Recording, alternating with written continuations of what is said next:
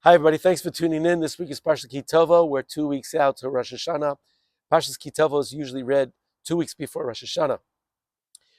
When you ask people, what do you associate with Tavo? They'll tell you about the curses, the 55 psukim of curses, the consequences if we don't follow the Torah. But I want to focus on something that I think is somewhat more relatable to all of us, and that is the idea of simcha, of joy. The idea of joy is mentioned 3 times in this week's parasha. Chapter 26, verse 11, when we bring our first fruits, we celebrate new fruits, we bring it to the Beit HaMikdash. That's really happy, that's great. The second time is when we're about to enter Eretz Yisrael, we set up these pillars, and you should rejoice before Hashem. That's verse 27:7. And for those who want to look up the third one, it's in the strangest place.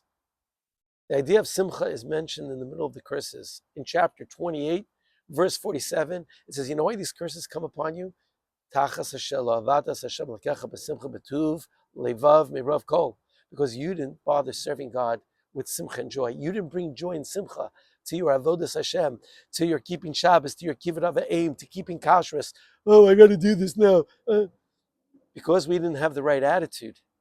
That's what Hashem wants from us when we keep His Torah.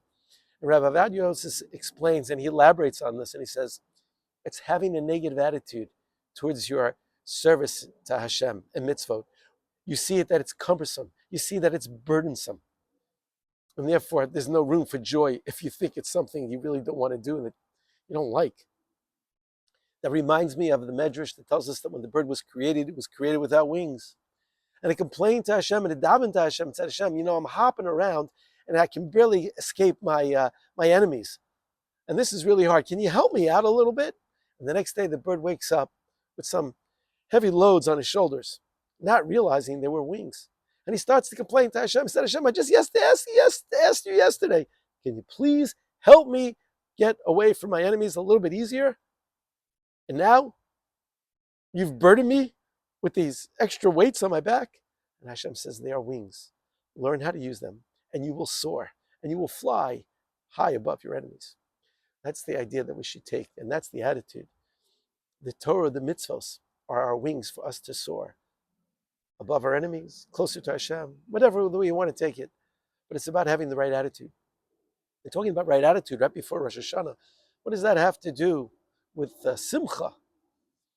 So, the previous Lubavitcher Rebbe, known as the Friedricher Rebbe, said that on Yom Kippur, we bring 2 goats on Yom Kippur. One goes to Hashem in the Beis HaMikdash, and the other one carries the sins of the Jewish people into the wilderness called the Azazel, and is thrown off a cliff.